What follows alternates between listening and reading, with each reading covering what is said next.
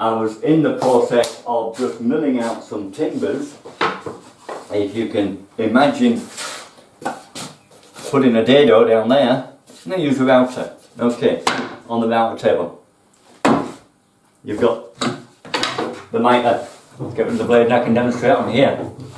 You've got your mitre gauge and you're running it through. The router's taking it off there. Trouble is, the router wants to push it over and move it about and you're doing your damnedest to hold it tight. Very difficult. Something needs to be thought of. A solution needs to be made to make this more accurate and simple to do. So let's go to the router station. Now you can see here my dilemma, there's the router bit.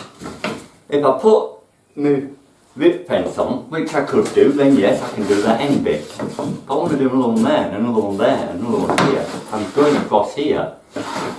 Yeah, it's not really viable. This is my dust extractor for the rip fence.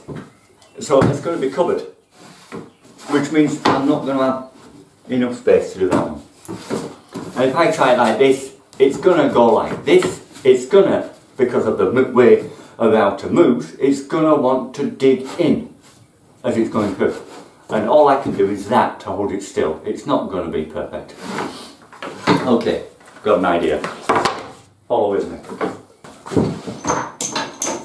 Let's say we have here bench dogs. Let's use them. Putting something against it like that. Yeah, it's okay, but you need a million different size pieces of wood. That's no good. So, but take it from there because that's a positive. If we then get a piece of board and drill through, a little bigger than this, and drill through a series of holes so we can move this big amounts. And then something on here we can loosen and move fine amounts.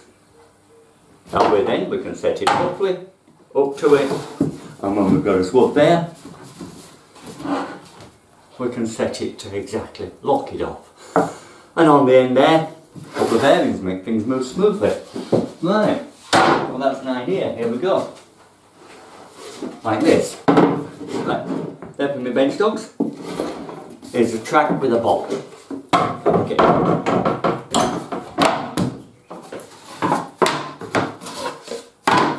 Take for instance, there we are, that's not enough. Move to there. That'll be enough. Still more to go. So we need something in there that will slide up to it and clamp down. But obviously wood, especially with a router, it's going to snag and snatch on it. So I've drilled out a couple of holes under there. Let's shove some bearings in.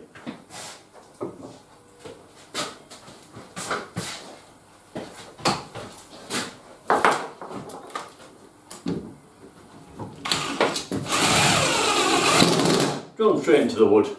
As long as the hole's a little bit smaller than the bolt, the thread will bite in. It's not a stress point really.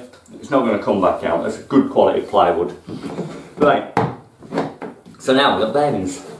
So things won't snag anymore. It's going to run lovely on that. Now we just need a locking guide on there. So I put a bolt through it. And what I've done is I've put a rubber there that will compress and then a spacer to keep that balanced. It's a little bit higher than it. I'm going to push down, that will splay out and grip it good and properly.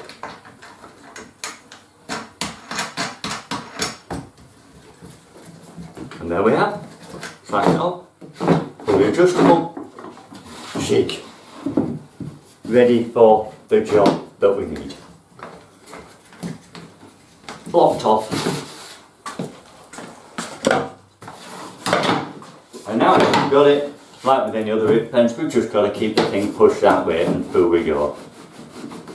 I've used it to rip through all these lot, it works well, it's kept everything level, but already I'm thinking to myself, probably I need this a little bit longer. So I've got a lead bearing there first, because there you're just a little bit close to that before you hit it.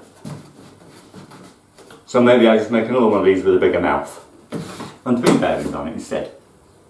Okay, right, let's get on with the project, which is making this set of shelves. Now that I've got a jigged up work, and I can do the joints.